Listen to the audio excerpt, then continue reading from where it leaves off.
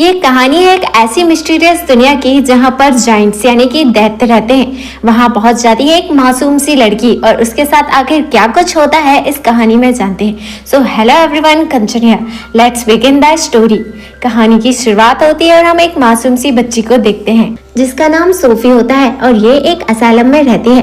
दरअसल सोफी के माता पिता की डेथ बचपन में ही हो गई थी, इसी वजह से सोफी असाइलम में रहा करती थी। अब सोफी रात रात भर जगा करती थी क्योंकि उसे नींद न आने की प्रॉब्लम होती है और रात रात भर असाइलम में फिरा करती थी। जैसे हर एक बच्चे का डर होता है कि झोले वाले बाबा आएंगे और बच्चों को पकड़ कर ले जाएंगे, वैसे ही हमारी सोफी का भी एक डर होता है कि झोले वाले बाबा आते हैं और बच्चों को पकड़ कर ले जा लेते हैं। इसके बाद वो उन्हें खा जाते हैं। एक दिन ऐसे ही जब सभी लोग सो रहे होते हैं तब सोफी असाइलम में घूम रही होती है। तभी बिल्ली की आवाज आती है, इसलिए हम देखते हैं कि वो विंडो के पास आती है और विंडो को खोलकर देखने लगती है जहाँ उसे 2-3 बिल्लियां दिखाई देती है जिन्होंने डस्टबिन को गिरा दिया था। तभी हम देखते हैं कि एक जाइंट दैत्य का हाथ उस डस्टबिन को उठाकर सही जगह पे रख रहा होता है। वहीं सोफी उसे देख लेती है। अब जाइंट की नजर भी सोफी पर पड़ जाती है। हम इधर सोफी को देखते हैं जो डर कर अपने बिस्तर में आकर छुप जाती है, लेकिन वो जाइंट हाथ डालकर सोफी को उठा लेता है और अपने साथ ले जाने लगता है। जैसे ही उस जाइंट के सामने कोई भी इंसान आता है वो किसी भी तरह से अपने आप को छुपा लेता है। आगे हम देखते हैं कि वो सभी की नजरों से बचकर अपनी दुनिया में वापस आ जाता है। ये एक ऐसी मिस्टीरियस दुनिया होती है जहाँ पर जाइंट्स यानी कि दैत्य ही दैत्य रहते हैं। आगे हम देख पाते हैं कि सोफी वहां पर पहुंचती है तो एक बड़ा सा घर होता है और वहां की सभी चीजें जाइंट के जैसे ही बड़ी बड़ी होती हैं। ये देखकर सोफी काफी ज्यादा घबरा जाती है और वो यहाँ से भागने की पूरी कोशिश करती है, पर जाइंट उसे कहता है कि यहाँ से भागने का कोई फायदा नहीं, अगर तुम बाहर गए तो तुम्हें वो जाइंट्स खा लेंगे। इसके बाद वो बूढ़ा जाइंट उसे एक पैन में रख देता है और उसे कहता है कि मुझे बहुत जोर से भूख लगी है, मेरा पेट गुड़गुड़ कर रहा है। तभी सोफी सोचती है कि अब ये जाइंट मुझे ही खाने वाला है और वो और ज्यादा घबरा जाती है। तभी उसे कुछ हंसने की आवाजें आती है, इसलिए वो ओल्ड जाइंट से पूछते हैं कि क्या यहाँ पर और भी जाइंट रहते हैं। तो वो बताता है कि हाँ, यहाँ पर मेरे जैसे और भी बड़े जाइंट हैं जो बहुत ज्यादा खतरनाक हैं। वो सारे कैनिमल हैं, कुछ बच्चों को निगल जाते हैं तो कुछ खाल खींच लेते हैं, कुछ हड्डियों को चबा जाते हैं। ये सुनकर सोफी तो और ज्यादा डर जाती है और वो उससे पूछती है कि क्या आप भी मुझे खाने वाले हो।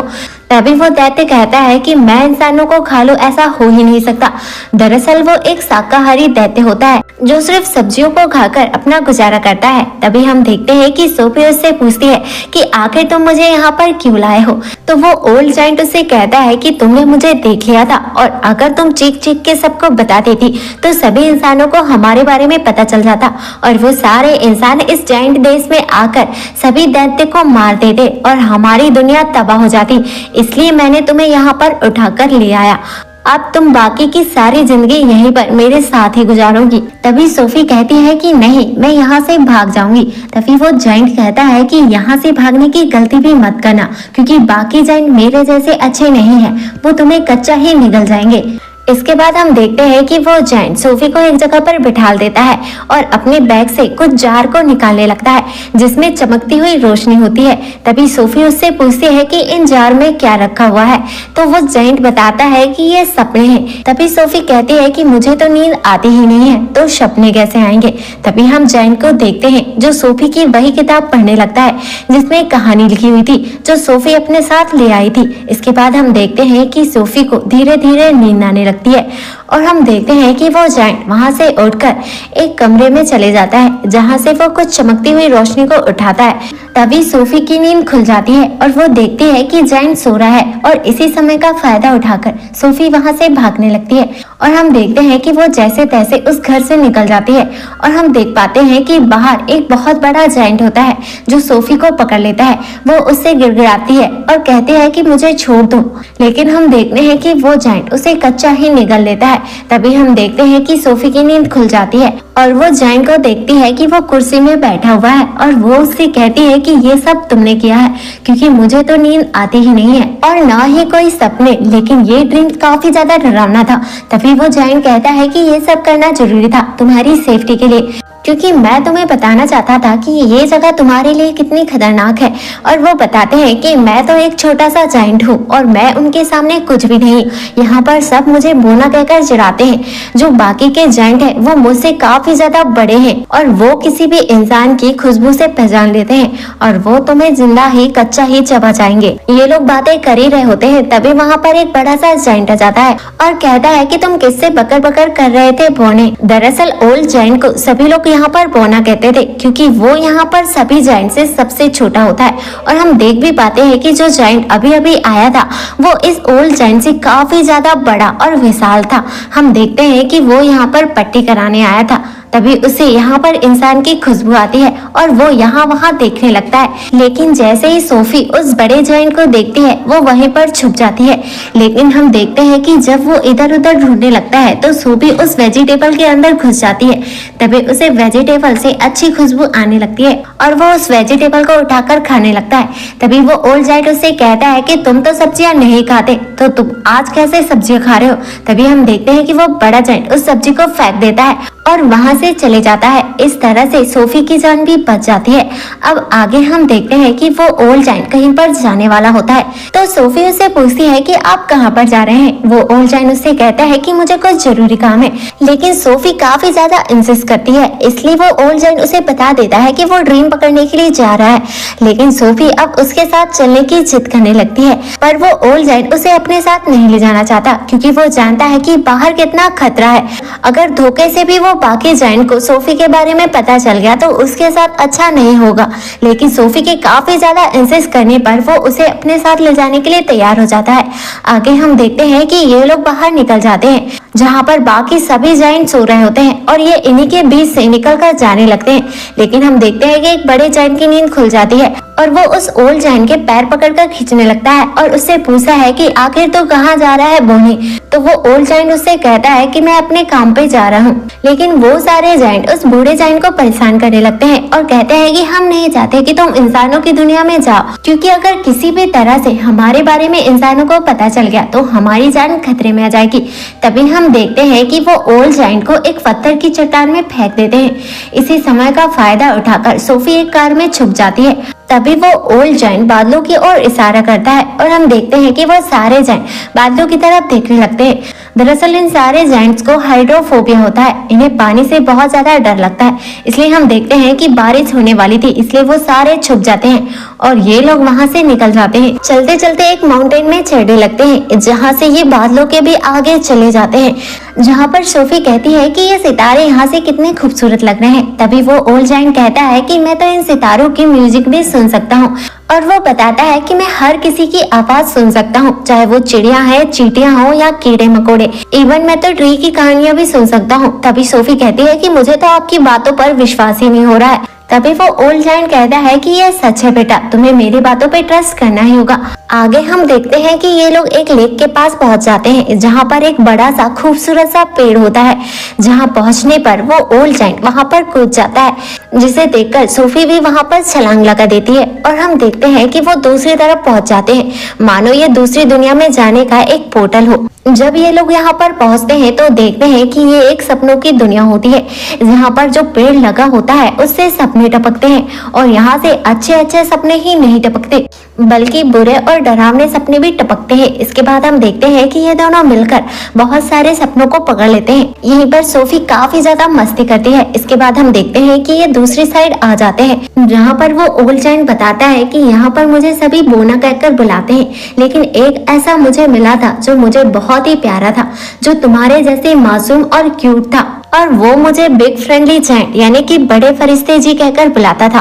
तभी सोफी कहती है कि आज से मैं भी आपको बिग फ्रेंडली जाइंट यानी कि BFG कहकर बुलाऊंगी। इसके बाद हम देखते हैं कि ये लंदन की गलियों में सपने पकड़कर चले जाते हैं। यहाँ पर घरों में बच्चे सो रहे होते हैं। यहाँ हम देखते हैं कि BFG उन बच्चों को अच्छे अच्छे ड्रीम्स देते हैं और यही हमें पता चलता है कि ये ओल्ड जाइंट एक अच्छा जाइंट है जो सपनों की दुनिया से अच्छे अच्छे ड्रीम्स पकड़ कर बच्चों को देता है ताकि कुछ ही समय के लिए सही, लेकिन सपने के थ्रू बच्चों को जो खुशियाँ मिलती थी उसे जायंट को अच्छा लगता था। तभी सोफी उससे पूछती है कि क्या आपको ड्रीम के बारे में आपके पेरेंट्स ने बताया है? तभी बीएफसी कहता है कि जायंट्स के कोई पेरेंट्स नहीं होते।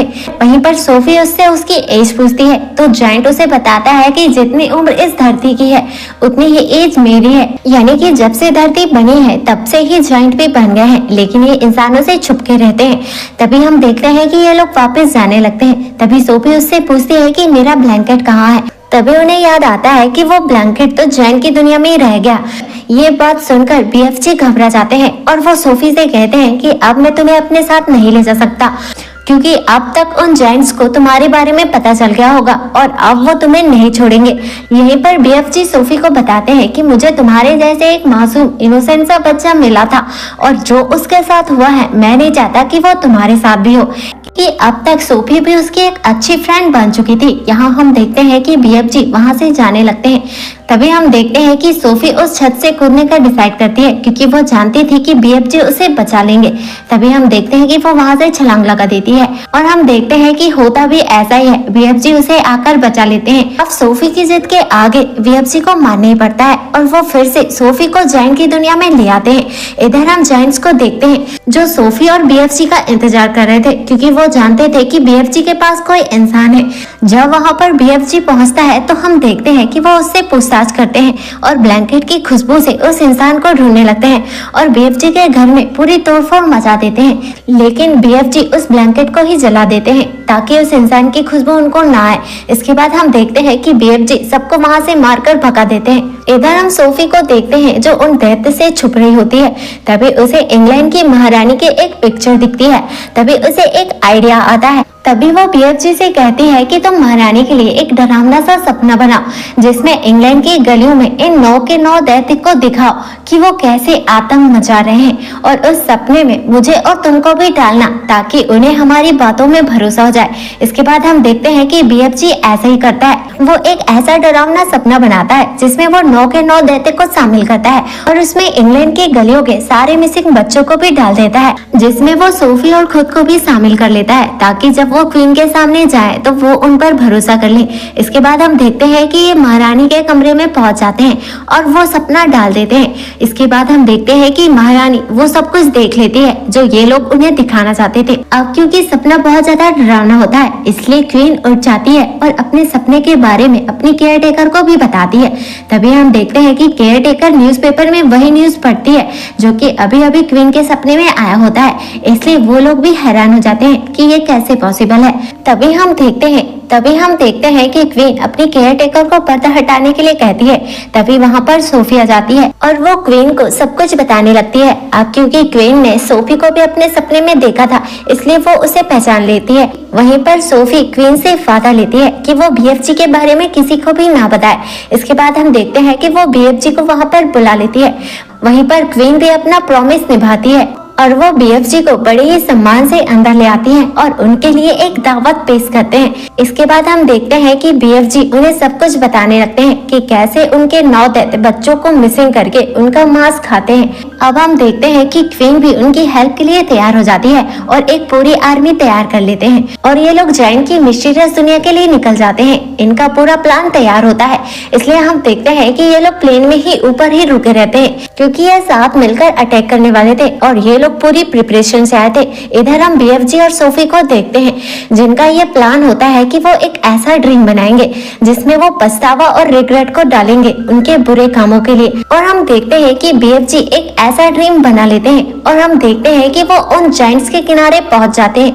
लेकिन तभी बीएफजी को याद आता है कि जिस वेपन से वो ड्रीम्स को डालते थे वो तो वो महारानी के पैलेस में ही भूल आए हैं। तभी हम सोफी को देखते हैं जो सपने वाले जार को उठाकर जायंट्स के पास चले जाती है और जैसे ही वो जार को तोड़ने वाली होती है तभी एक जायंट्स की नींद खुल जाती है। लेकिन जैसे ही वो जायंट उस पर अटैक करने वाला होता है तभी सोफी वो जार तोड़ देती है और वो सारे ड्रीम की वजह से सभी जायंट्स को रिग्रेट वाली फीलिंग आने लगती है और वो पछताने लगते हैं। इधर जो जायंट जग चुका था वो उस ड्रीम को कंज्यूम नहीं कर पाता, इसलिए हम देखते हैं कि वो सोफी पर अटैक करने लगता है। तभी वहां पर बीएफजी आकर सोफी को बचा लेते हैं। अब क्योंकि वो जायंट बीएफजी से काफी ज्यादा बड़ा होता है, इसलिए हम देखते हैं कि वो बीएफजी को काफी ज्यादा परेशान करने लगता है। तभी क्वीन की आर्मी हेलीकॉप्टर से उन सभी पर अटैक करने लगती है और बीएफजी को बचा लेती है और सभी जायंट्स को एक आइलैंड में ले जाकर छोड़ देती है। अब आइलैंड के चारों तरफ पानी होता है और क्योंकि इन सभी जायंट्स को पानी से डर लगता है, इसलिए वो आइलैंड में फंस जाते हैं और अब क्योंकि वो किसी भी इंसान और बच्चों को नहीं खा पाएंगे,